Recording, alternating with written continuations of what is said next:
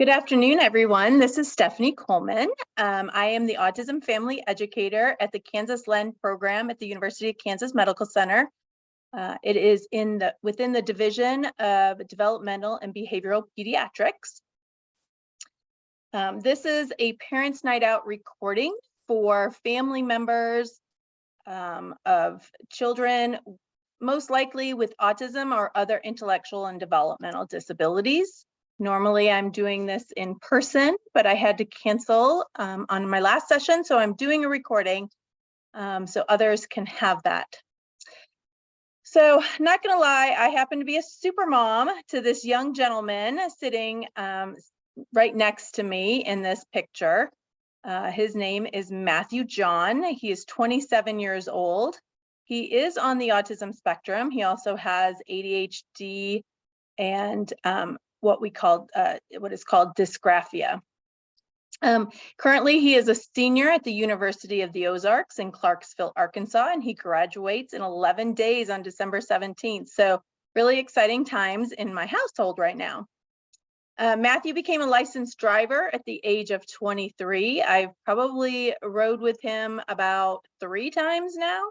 I'm sure you'll all understand when I say that. So his desire is to be a Royals cameraman someday. So his degree is a bachelor's degree in communications with a dual major of theater and radio, television, video. So he's really excited. And our motto in our family is don't tell me it's impossible until after I'm finished. So that's a little bit about my family. We're going to skip the introductions on this one. We're going to share some information, and then at the end, we can do some Q&A. As I said, this is Parents' Night Out. This is, if you're watching the video and you're not familiar of the Girls' Night Out program at the University of Kansas Medical Center, Girls' Night Out is a social skills program for young women and young girls around social skills. Sorry, I just had a brain freeze on that, around social skills. And they do a lot of different activities throughout the year, and it is all within the community. So if you are interested, if you happen to come on this video and you've made it this far and you're interested in learning more, Mallory Beckloff is the program coordinator, and she can be reached at beckloff@kumc.edu. Now let's get into the good stuff and what you are wanting to hear about. Transitioning to adulthood. I'm going to tell you right now, milestones take time. Obviously, you've made it this far. You know your daughters, your sons. Milestones don't happen at the pace of everybody else. It can be disappointing for us, but we just have to continue to focus on the positive and promote what she or he does well. So for me, milestones took time. Being a college senior, he is 27 years old. He graduated from high school in 2014.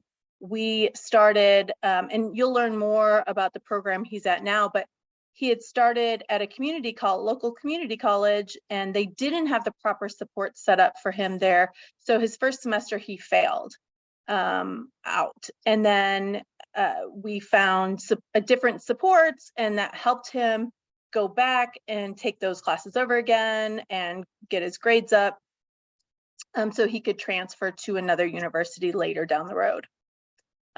You just heard his driver's license. He tried to get it at 16. He was excited. He went and got his permit at 16. He was so excited. And then he never wanted to practice driving. I'm like, that's fine. If you don't want to drive, we'll wait till you are. And then around the age of 22, he said that he was ready. He was ready to take on driving. I said, that's fine, but you're going to have to do this on your own now. So he, with the help of his helper, went and got the book, the driving book, and studied for his permit test on his own with some help from his helpers. I, of course, took him to take the permit test, and it took twice this time. to pass. But then he has his driver's license now. So that's really exciting. So when I always say focus on the positive, promote what she or he does well, and stay patient and positive. It never is our timeline, it's their timeline. But guess what? It's their life, it's their transition to adulthood. So we just have to be patient and watch and be there to support and answer questions and help them in any way we can as they grow into adulthood. One of those things growing into adulthood is having a job. So there's vocational rehabilitation. This is a federal program that is run by states. So if you're from a different state, I will tell you right now, I'm going to be focusing heavily everything on Kansas, but every state has one. You can read this here, but the WIOA Workforce Innovation and Opportunity Grant that President Barack Obama signed into law July 22nd, 2014 was also brought so that younger individuals as young as 15 can start learning how and what jobs they may be interested in. And that's called PREET in Kansas. So it's pre-employment transition services. And every school should be able to have them in there. Again, you would have to go through and work through vocational rehabilitation to get them in. Missouri, it's called PETS, though I do believe that they have renamed that since this slide was made a couple of years ago.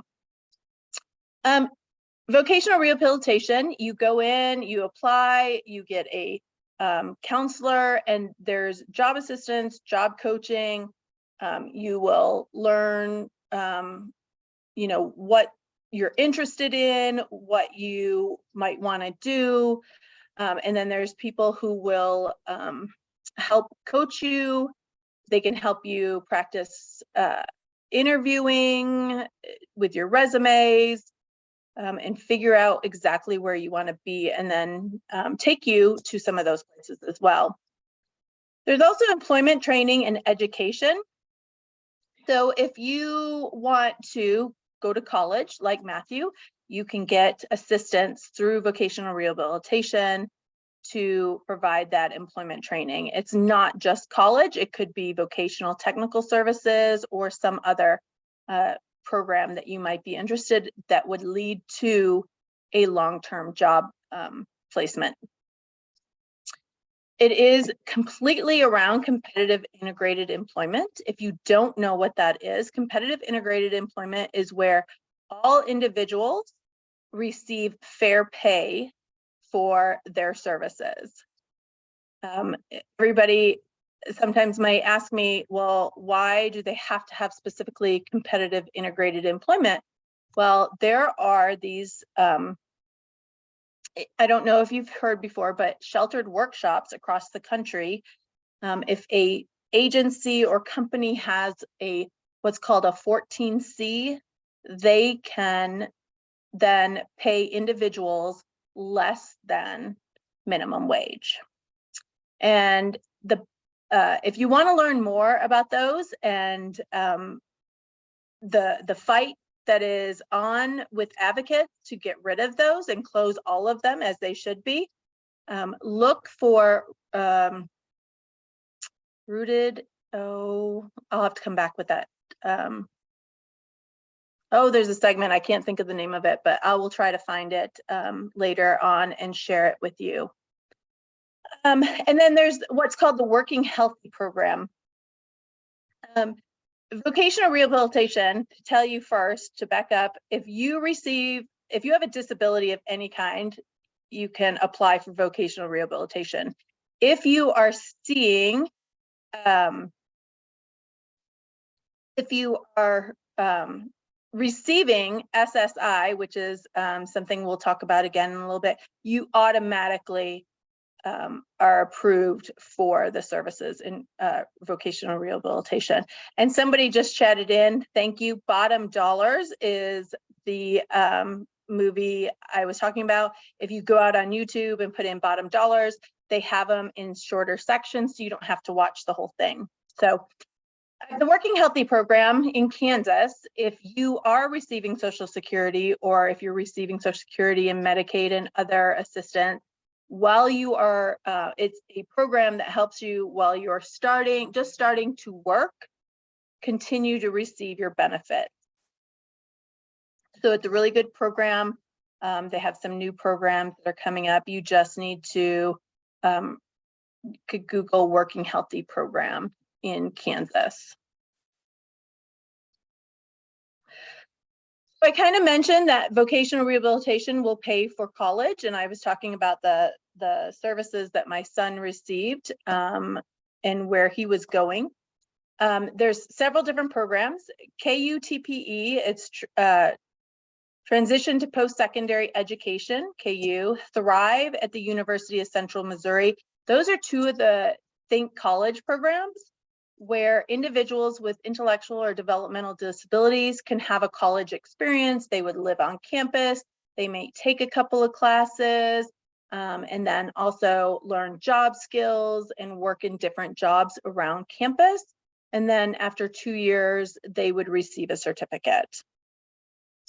In community colleges, there is access services. So you can go and get additional services, whether it's note-taking, tutoring,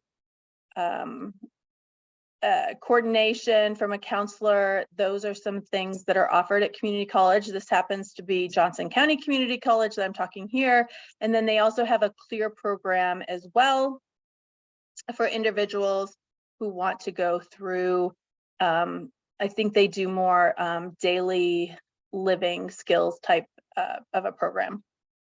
And then there's the universities that the Arkansas has an autism program. If you are on the spectrum, you can apply to the University of Arkansas in Fayetteville. They have an autism program that supports individuals. And then there's the University of the Ozarks Jones Learning Center, which I can tell you so much more about because that's where my son will be graduating from. So Matthew had to apply and get in, be accepted into the University of Ozarks to then get to Jones Learning Center. They have an autism program. They allow about 6 to 7 individuals in every year. And they keep that number, first of all, the overall number is about 950 students on campus. So it's a very small liberal arts campus in Arkansas. But the Jones Learning Center, they offer academic counseling and an autism specialist every single day. He meets with them 30 minutes a day, both of them, to help stay organized and then also go through life things that are around autism.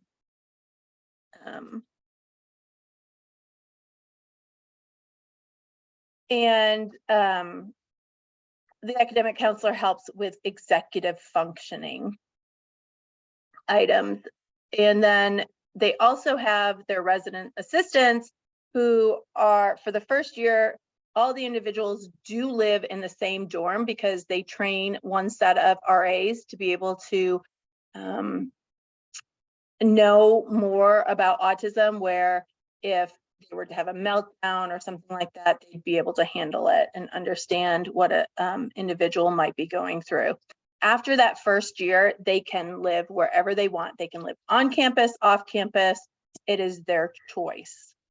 To learn more about Think College, you can go to thinkcollege.net. And I did receive a message from somebody that Thrive program at the University of Central Missouri is now a 3 to 4 year program. So it is a longer program. And anybody, I am not able to see the chat. So if anybody has questions or something to share, please unmute yourself and feel free to share.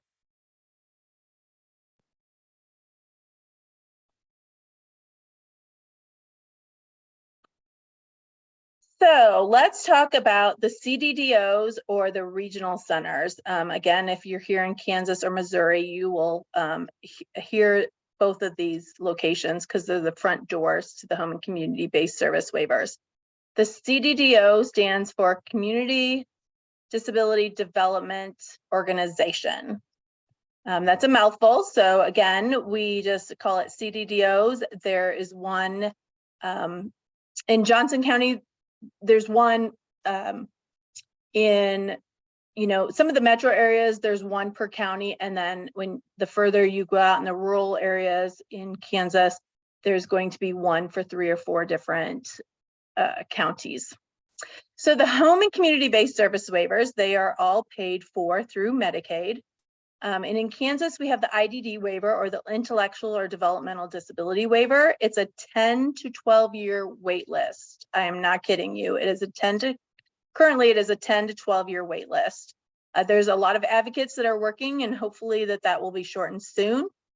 You can get on the wait list at the age of 5. If your child is not on the wait list and you're watching this now and over the age of 5, I would encourage you to reach out to your local CDDO, and you can just Google Kansas CDDO and it will come up, and you can see on a map where you are and which CDDO is your local location. This waiver can provide a ton of services for your child. It could be community services. It can be having someone helping with financial services. It can be residential and day service programs when they get older. Excuse me.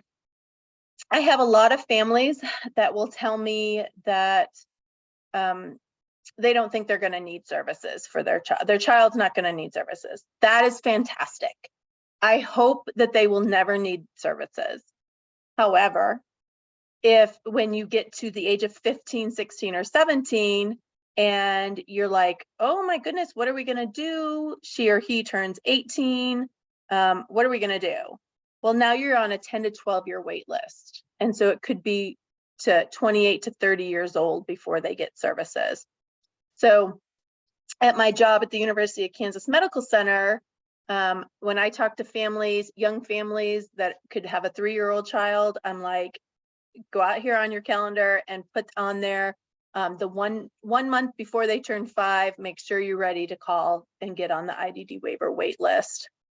While you're on the wait list, if they are on Medicaid, they will receive a targeted case manager that is a third-party individual and is completely for your child and looks out for your child's best interests.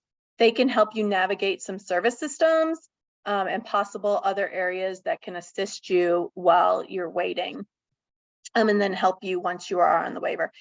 If your child does not have Medicaid and you have private insurance, a lot of the same targeted case managers will also work for individuals for private pay as well. There's also in-home supports to live independently.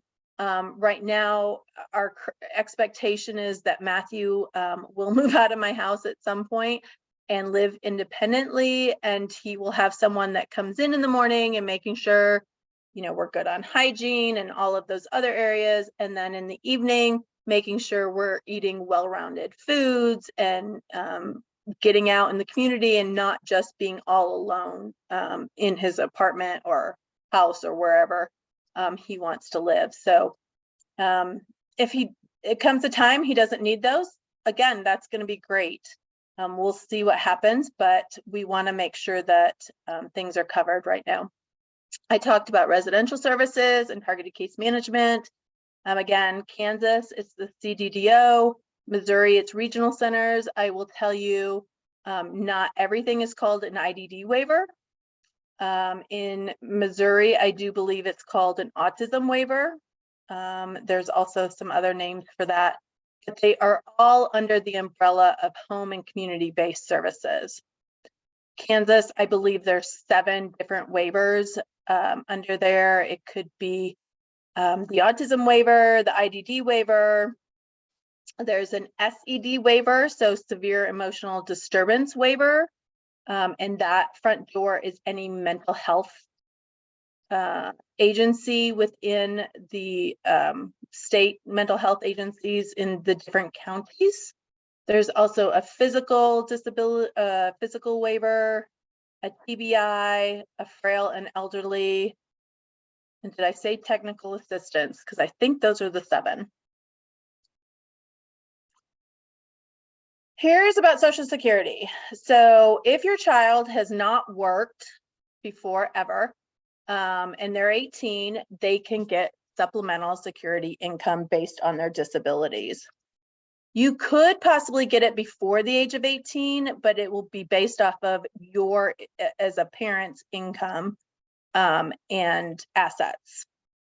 Houses aren't included, cars aren't included, but any 401ks, savings accounts, checking accounts, all of that would be included in that.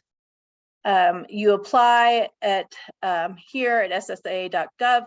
No, please note though, there's SSI, which is supplemental security income, and then if you see at the bottom of my list, there's SSDI, which is disability insurance, and that is for those of us who have worked.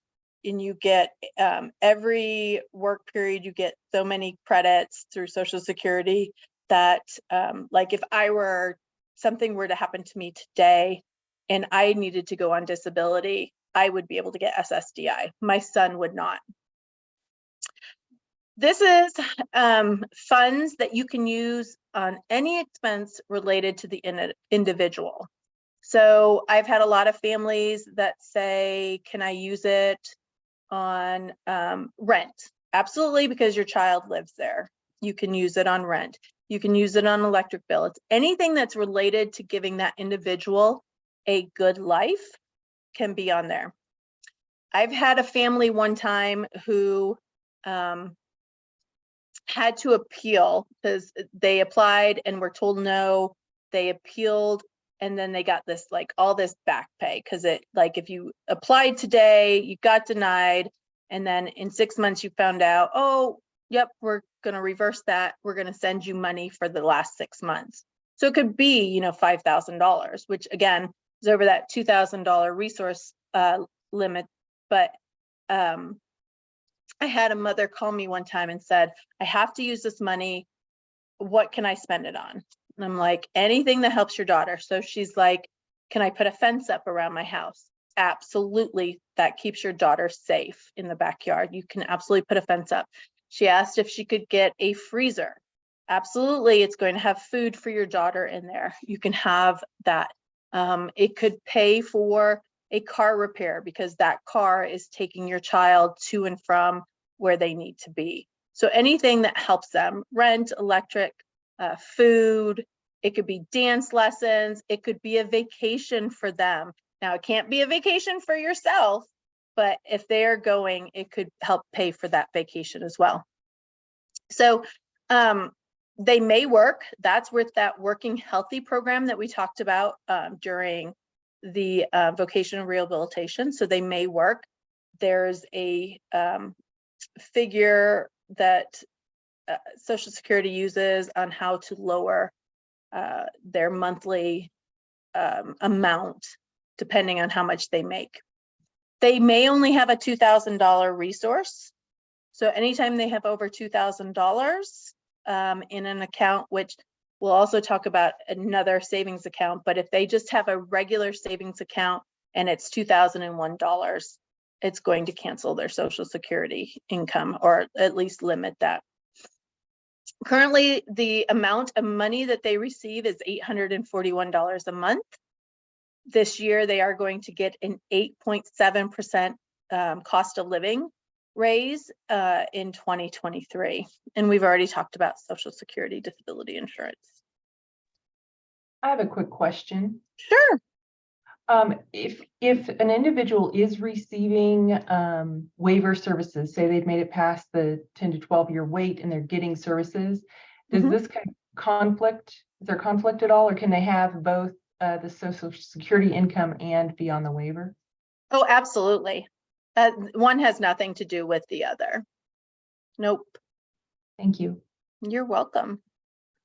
So the next thing we're going to talk about is special needs trust and ABLE accounts. And I'm going to tell you right now, there's a disclaimer on this slide for a reason. It's information only. I am not a financial advisor, and this is not financial advice. I strongly encourage you to go find an attorney or a financial advisor that specializes in special needs trust and financial around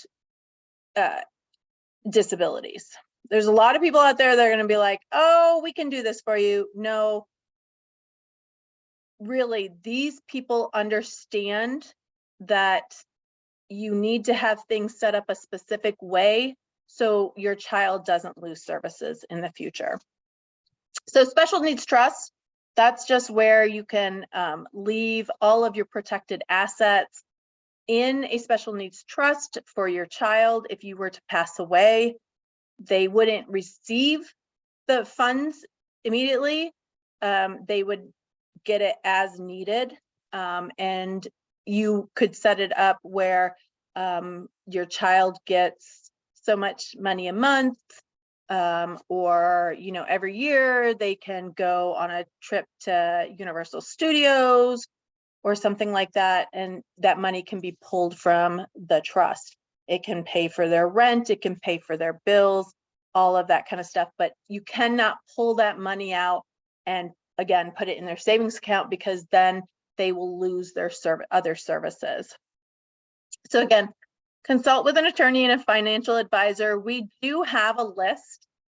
You can reach out to me. My contact information will be at the end of this. If you want a list of some people in the Kansas City area metro, of individuals who have some of this experience. ABLE accounts are savings accounts. It stands for Achieving a Better Life Experience. They're relatively new. They're probably, I don't want to say more than 10 years old. They're probably less than 10 years old. They work just like a 529 account if you have them for your children in college right now. If you already had an account for your child for college set up and you want to transfer that, you can do that. They're run through, in Kansas, it's run through the Kansas State Treasurer. Each state has a different person that does that. So these ABLE accounts are able to raise funds or save funds for individuals with disabilities and not let them lose their services. So it's not a regular savings account, it's this other savings account that, again, they can put their money in and they can use it to pay for rent or car payments or food or electric bills, or if they want to go on vacation, they want to go to the movies or something like that, they can use this money for that.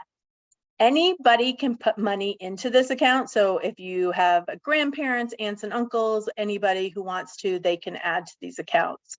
There are limits.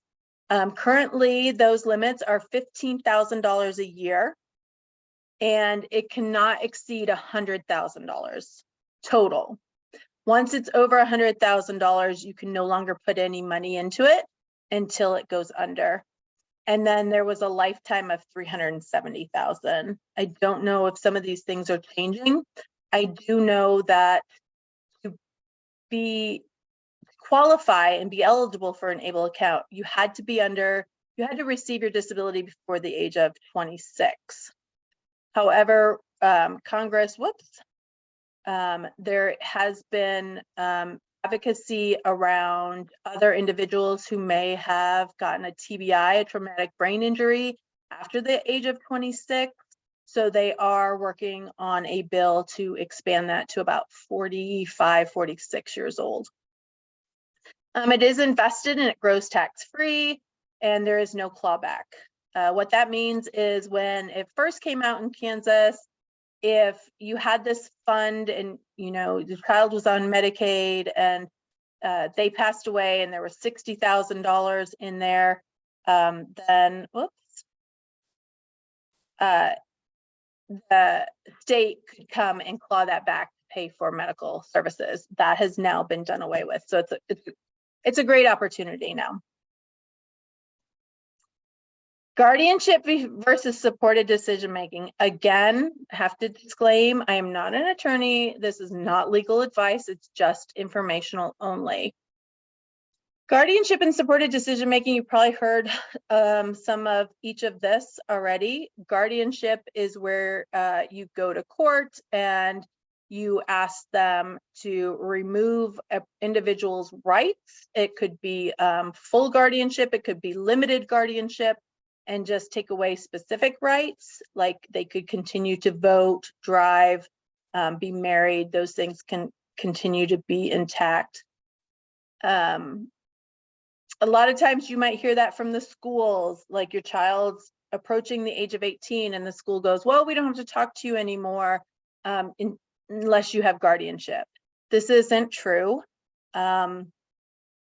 And I don't blame the schools. A lot of them do not understand this quite that well either, but you don't need guardianship. What you need is a release of information.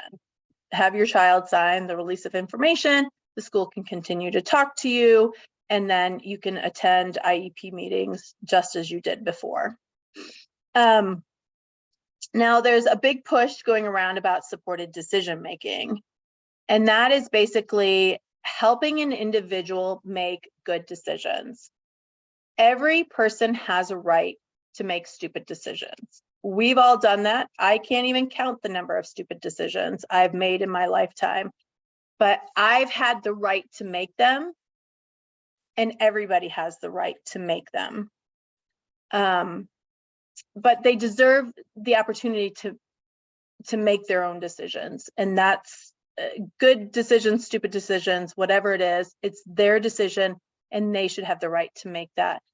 And so supported decision-making, there are no legal bills in Kansas or legal laws in Kansas yet. The advocates in Kansas continue to try and get a bill passed in Kansas. And basically that bill would, an overview of that bill would be that instead of going into guardianship, a judge may say you need to try supported decision-making first. So through supported decision-making, whether it's you or a trusted friend or another family member, an individual can use their team of people to rely on to help them make decisions. Think about you and you're making decisions.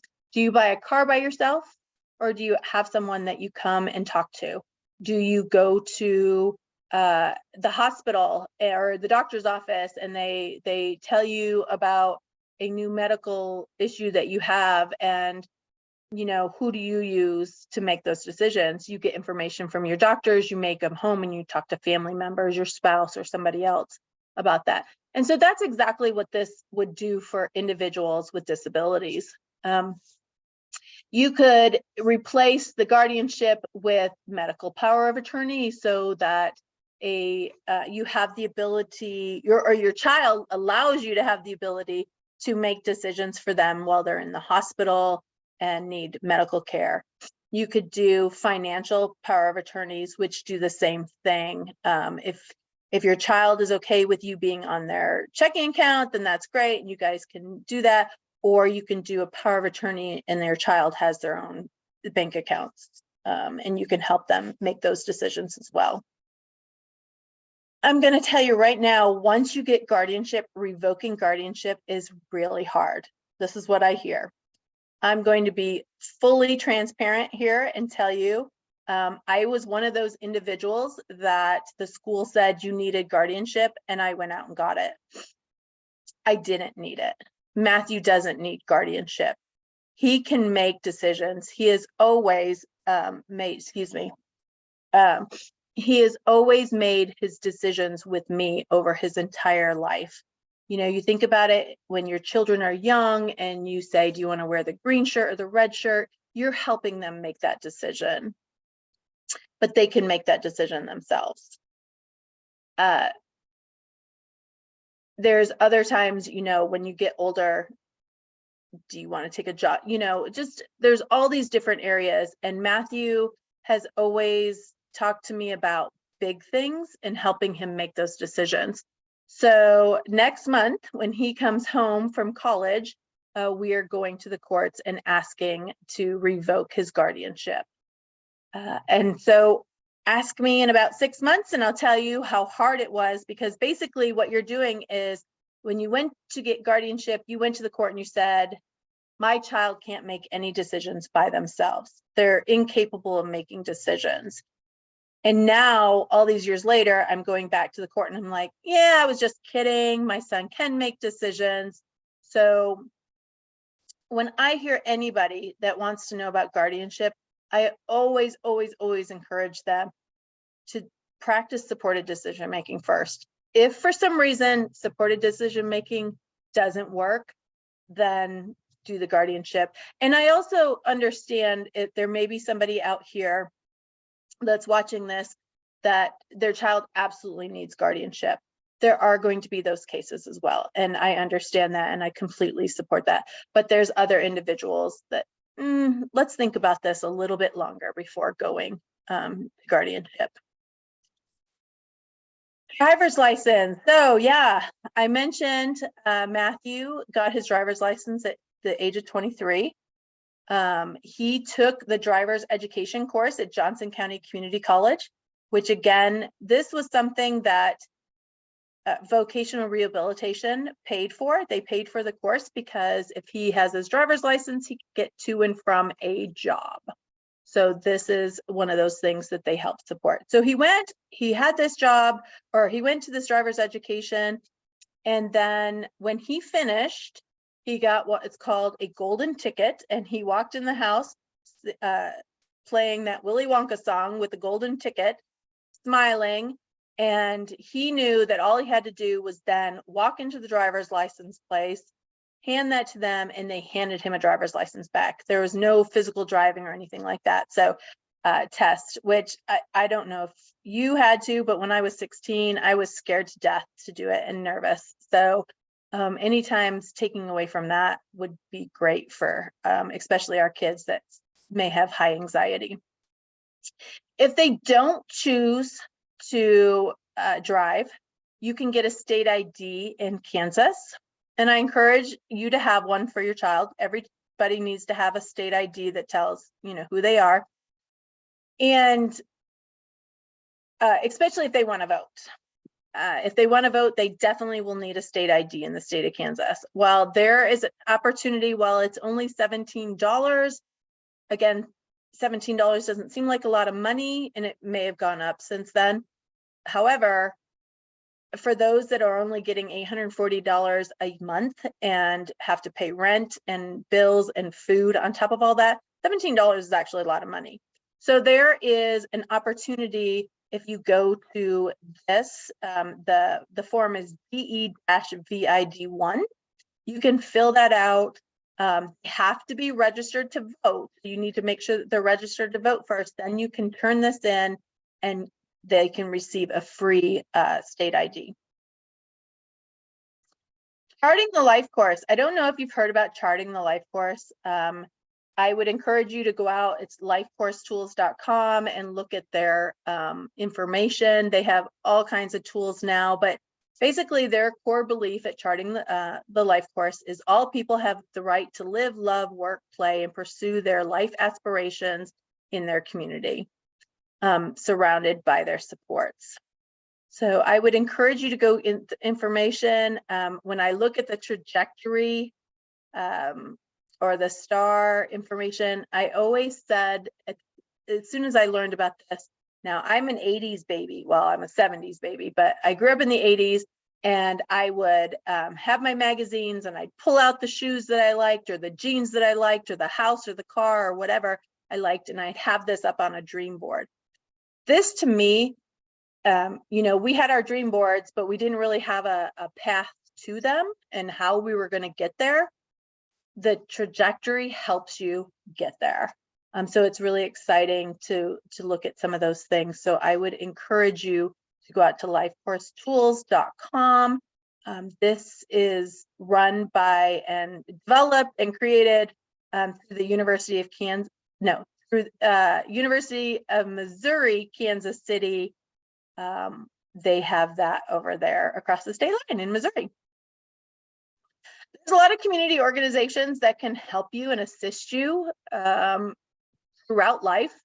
Families Together is the Parent Training Information Center in the state of Kansas. It is called Impact on the Missouri side. Families Together can help. They have the education advocacy trainings. They also have health information. They do peer-to-peer. They can help with answering questions about IEPs, community resources and services. It is through 0 through the age of 26. And the majority of individuals that are there have been there for a really long time, and they're also a parent or family member, so they really have that experience. Disability Rights Center, if you feel you are not getting this, your child's not getting their civil rights taken care of, I would encourage you to reach out to the Kansas Disability Rights Center or Missouri Protection Advocacy Services. Every state has one. You just would, if you're in Nebraska or in Hawaii watching this, I wish I was there with you, but just put in Hawaii Disability Rights Center and something will come up from there. SAC is the Self Advocate Coalition of Kansas. It is run and developed, and they have meetings, and they have a conference every year by self advocates, and they advocate at the state level and at the national level and at the local level for having a better life. On the Missouri side, it's called People's First of Missouri. And then there's Council on Developmental Disabilities. Again, every state has one. Kansas Council on Developmental Disabilities is in Topeka. Missouri, theirs is in Jefferson City. If you're on the Missouri side, I'm going to encourage you to reach out to the Missouri Family to Family. They are an amazing group of people as well, and they know the resources and what's offered in Missouri, and usually are family members that really know all that information as well. Special Olympics isn't about sports anymore, just sports anymore. Special Olympics have been doing other activities, and they have the individual sports, they have the team sports. I talk to a lot of families and they're like, yeah, my kid just doesn't like sports. Well, there's other things too. The one that my son is involved with when he's at home does movies, dances. They do a bus tour to see the Christmas lights. They go out to dinner. Younger kids, they might do different craft activities and things like that. The JCC, Johnson County Community College, has an autism club. They must be a degree-seeking student, but they can participate, and they do a lot of social skills there. If you're looking, Stephanie. Yes. Also, the Special Olympics has the athlete leadership programs. Nicole wanted to point that out. Oh, well, thank you. I appreciate that, Nicole. I did not know that, and I'm sorry, I'm not seeing the chat, so I appreciate you sharing that with us, Nicole. So, Nicole and Karen, what is it called? The Special Olympics? It's the athlete leadership programs that Special Olympics has. So an athlete leadership program, very cool. It's always great to be about leadership because that learns more advocacy for themselves as well. And there's the independent living centers. The whole person has offices in Kansas and Missouri. They have monthly lunch and learns. You can learn about their services. This was also before COVID, so I'm not sure if they continue to have those lunch and learns. You can check that out on their website, but they are helping learn independent living skills. So that's a good resource for that. Support groups. I have so many people ask me this. I had somebody ask me this last night. Where can we find supports? Well, I'm going to tell you, there's not many support groups in the Kansas City area or Kansas overall. There is the Autism Society of the Heartland. They do a great job. They have, I think they're doing in person now. So they do support groups there. If you are on social media and you're on Facebook, Kansas City Autism Spot is a good one. There's a lot of local autism ones as well that you would just search. I'm going to encourage you to take those with a grain of salt. There's going to be people in there that don't agree all the time on certain things. So just be mindful of differing opinions when you're there on the Facebook group. But I cannot tell you enough, and you can do this by inviting somebody off of Facebook or somebody else. Start your own, form your own. Somebody said, well, how do you do that? Well, you start with one other person. So if you want to invite a parent, a mom or dad that has a child with an intellectual or developmental disability, autism, whatever it is, invite them to coffee and just chit chat, have a great time, talk with each other, and then say, okay, let's do this again next month or in 2 weeks. Each of you invite one other person. If only one person shows up, there's 3 of you. You're starting to grow that. Once you grow, you know, if you could probably reach out to me or somebody else within the community and say, hey, we would love for you to come and talk to our group. I would come and talk to 2 or 3 people. That's great. I'm happy to do that. If you have more than that, that's great. But learn about services, learn about supports for each other, but also be there. Just because you live in a rural area that doesn't have any formal, like the Autism Society in your area, please create one. I think it's special to have those support groups. Well, there's the Kansas Lend now has a YouTube page I'm really excited about. But we do a family education series every month except for December and July. It's on different topics every single month. It could be across the lifespan, so it might be IEPs, it could be special healthcare programs for young kids, it could be a transition, it could be vocation rehabilitation work, it could be anything. Anxiety, we talk a lot about self-care. Our partners at GNO just did one on self-care for girls and caregivers in November. They are all archived out on the Kansas Lend YouTube page. I'm going to warn you right now that before COVID hit, we used to do these in person, and our tech guru wasn't always that great. So please forgive the quality of some of the videos. But now that they're on Zoom, a lot of them are better videos. But they provide lots of information. If you're interested in getting on our listserv, feel free to reach out to myself, or if you wrote down Mallory Beckloff's email address earlier, you can reach out to one of us and we will be happy to get you on that listserv as well. Come January, we're doing medications. We'll also be talking about healthcare transition. I think in May. February will be an attorney from the Disability Rights Center on power of attorneys and medical power of attorneys and how to use all that through supported decision making. So that'll be a great one as well. Golden nuggets. A lot of people ask me, can you share this information? Well, of course you can. Please share this information.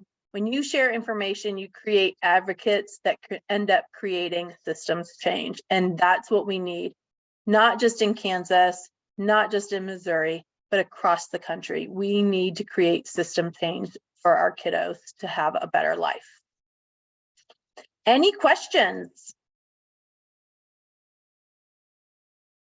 Here is my contact information. And again, don't tell me it's impossible until after I'm finished. If there is a way, I am going to find it.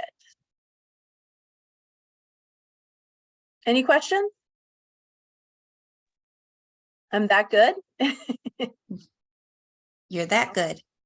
Well, thank you. I appreciate that. All right. Thank you.